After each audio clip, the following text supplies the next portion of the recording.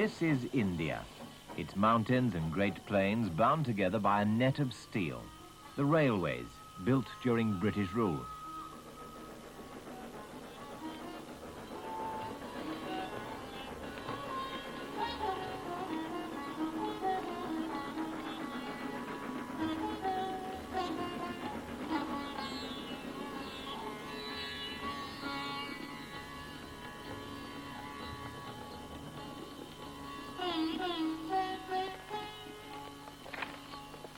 The British built canals too, to water the land.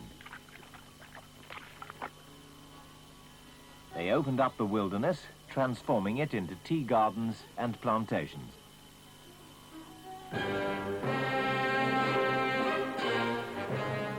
The British had been in India as rulers for nearly 200 years, building splendid palaces and monuments all over this vast country. Today, many stand silent and deserted, but in the 1930s, it was all very different. The Viceroy, as representative of the King Emperor, headed the government of that part of the country known as British India, and life was generally good for the few thousand British who ran it.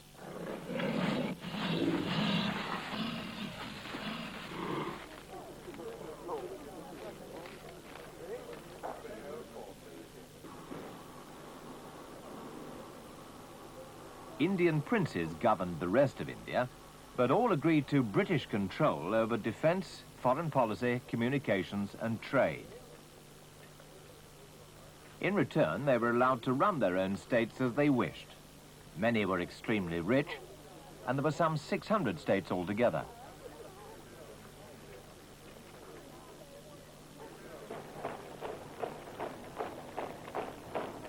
They had their own private armies, mainly for show.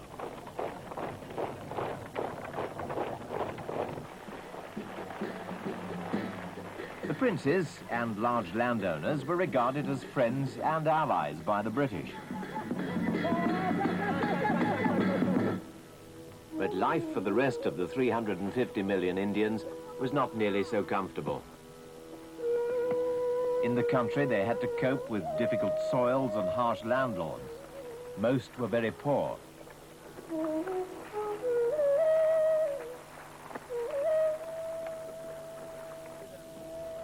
There was extreme poverty in the crowded cities.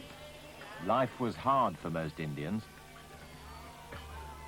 Religion was a powerful force in their lives. 2/3 of the population were Hindu, to whom all living things were sacred, including the holy rivers, like the Ganges. Many would travel hundreds of miles hoping to purify themselves in the waters of these sacred rivers.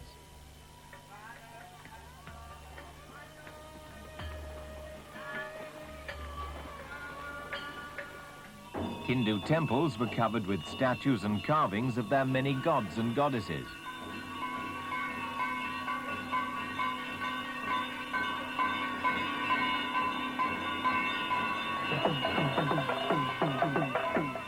Hindu festivals were celebrated with offerings and song and dance.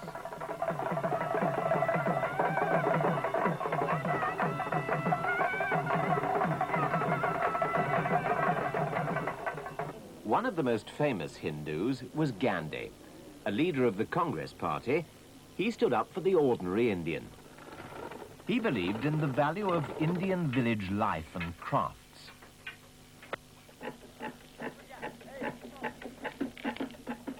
Gandhi thought that all Indians should be free, self-governing and self-respecting, especially the untouchables, Hindu outcasts who were given disagreeable jobs.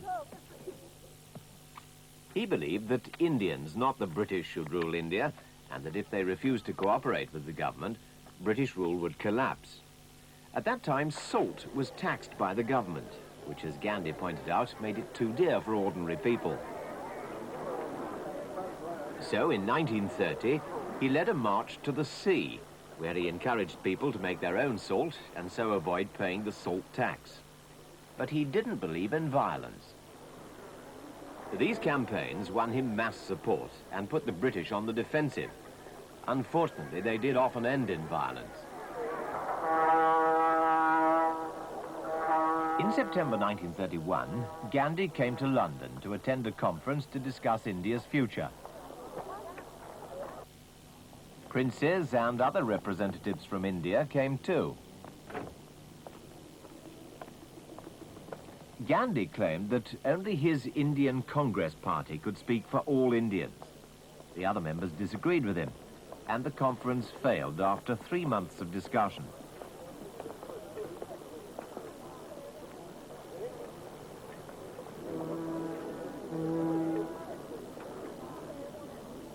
A vast crowd awaited his return to India. After his arrival, he discovered that Nehru, the other great Congress leader, had been arrested.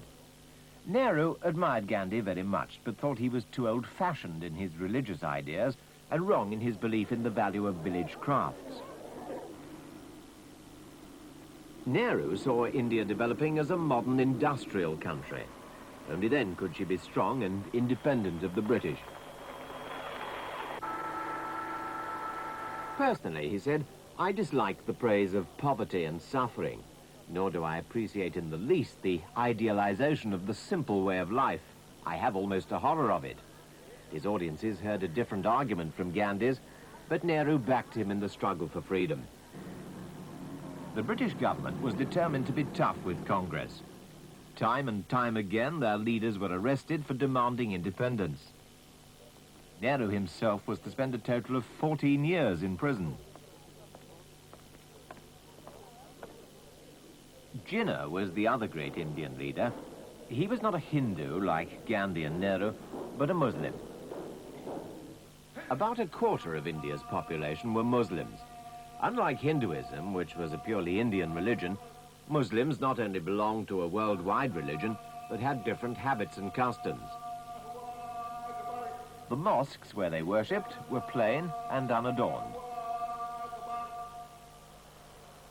And Muslims worshipped only one god, Allah. In the past, Muslim emperors had conquered India and ruled in great splendor.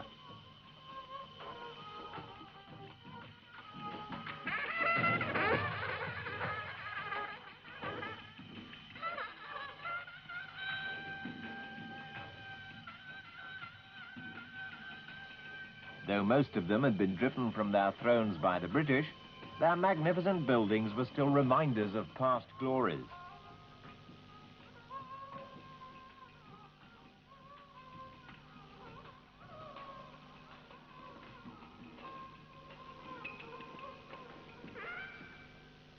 The problem for Jinnah was how to win back for the Muslims their old pride, and a full share for his party, the Muslim League, in the government of India. But in the Indian elections in 1937, while Congress got control of the Hindu heartland with clear majorities in 6 provinces, Jinnah's Muslim League had to share the other 3 with local Muslim parties. Frightened of Congress's power, Jinnah tried to bring all Muslim parties into his league. The next major development in Indian politics came in 1939, when Britain went to war with Germany.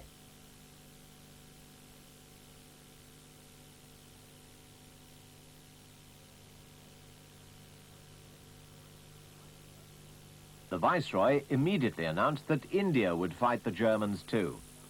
But he did this without consulting the Congress leaders and provincial ministers. They were outraged, and at Gandhi's insistence, resigned, so throwing away the power they'd achieved in the 1937 elections.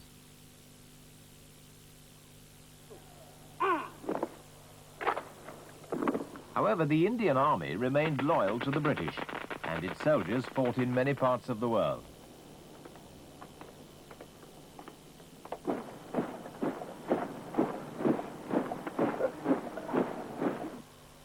Many with great bravery.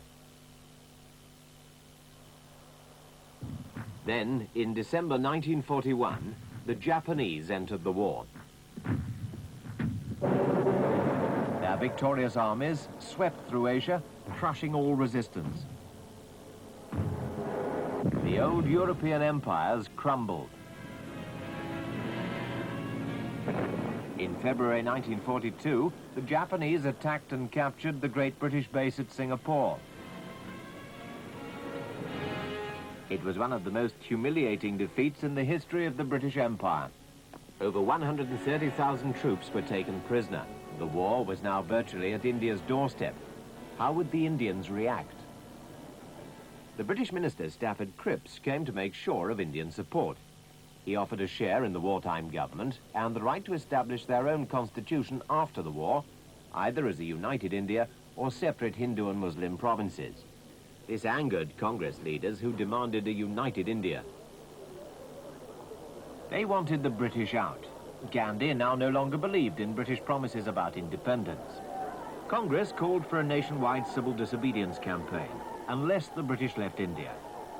So the British arrested all Congress leaders and outlawed the party. There were protests throughout India. With the news of the Congress leaders' arrests, mass violence broke out. It's been estimated that about 10,000 people died. By the end of 1942, 60,000 were under arrest. Field Marshal Lord Wavell, the British commander-in-chief, was called in by the Viceroy to deal with the situation. To restore order, he had to bring in British troops, which were really needed to fight the Japanese.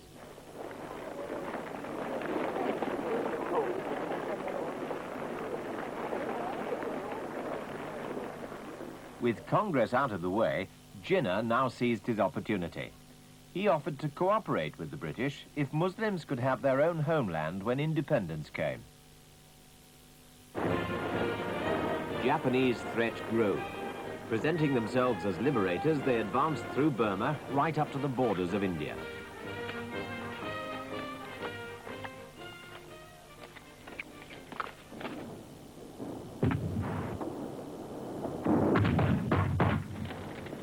But they were forced back by Allied troops and at last were in full retreat.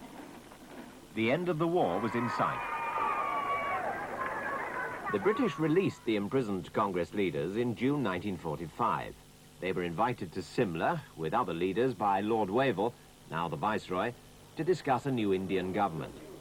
But the talks broke down because the Muslims and the Hindus couldn't agree. In 1945, Attlee became Prime Minister of Britain. He was committed to Indian independence, and he sent 3 cabinet ministers to meet Indian leaders and try and get an agreement on the constitution of a free India.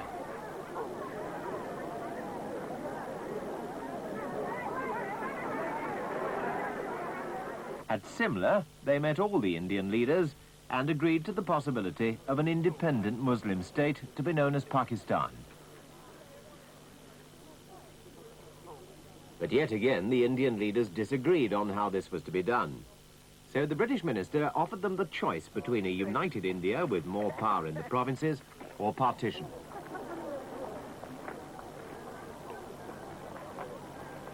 In the meantime, India would be run by a new government consisting of representatives of the Indian political parties. The leaders of Congress and the Muslim League seemed to accept the plan. Nehru became Prime Minister of the new government, but then appeared to go back on his acceptance of the British plan and wanted a strong central government. This angered Jinnah, who called for a direct action day, virtually civil war on Congress. This day, he announced, we bid goodbye to constitutional methods. Muslims and Hindus began fighting. In Calcutta alone, nearly 5,000 people were killed in 4 hours. It was the start of a terrible time that lasted till after independence. As the rioting spread, it became more and more difficult for the British to keep control. Attlee decided to act. He announced that Britain would transfer power to an Indian government by June 1948. On the same day, he appointed Lord Mountbatten as the new Viceroy. His job was to wind up the 200-year-old British Indian Empire in 15 months.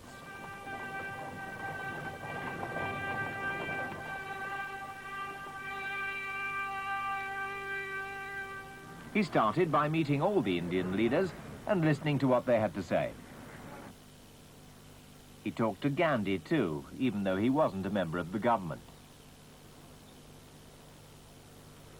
To ensure success, Mountbatten was given greater powers than any other viceroy. Nehru, Mountbatten found, was a realist. He now accepted the idea of Jinnah's Pakistan.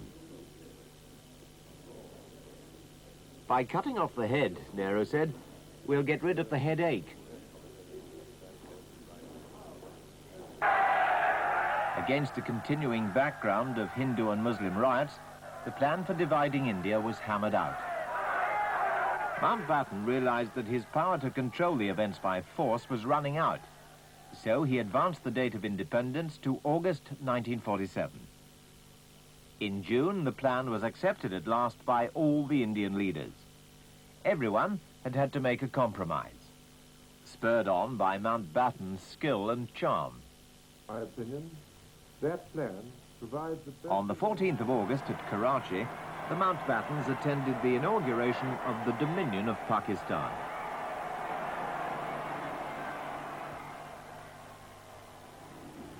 I'm speaking to you today as your viceroy. Tomorrow, the government of the... Jinnah was the Governor-General. Muslims now had their homeland, West and East Pakistan. The Mountbattens then returned to India. At Delhi on the 15th of August, Mountbatten was sworn in as the first Governor-General. I will well and truly serve His Majesty, King George VI, in the office of Governor-General of India. Nehru was then sworn in as Prime Minister.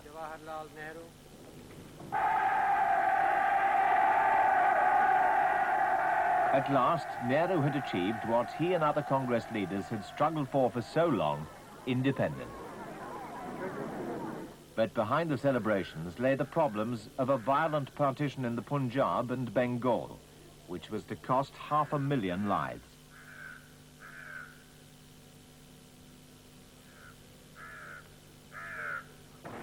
For those lucky enough to escape the killing, it meant painful journeys from one part of the country to the other.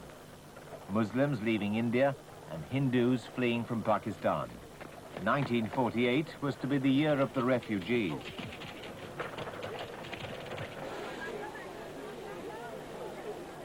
It was perhaps ironic that the railways, which had helped to unite British India, now carried its people apart.